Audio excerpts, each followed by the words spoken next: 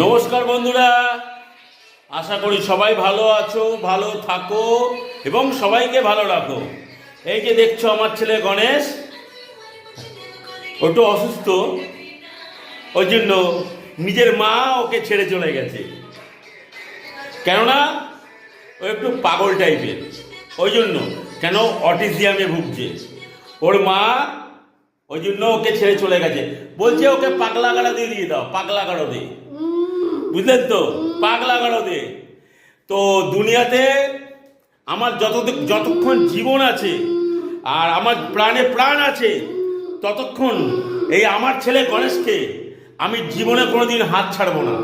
এটা আমার প্রতিজ্ঞা, এটা আমার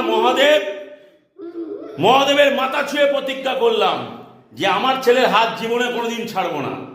এটাই আমার প্রতিজ্ঞা। হর হর মহাদেব।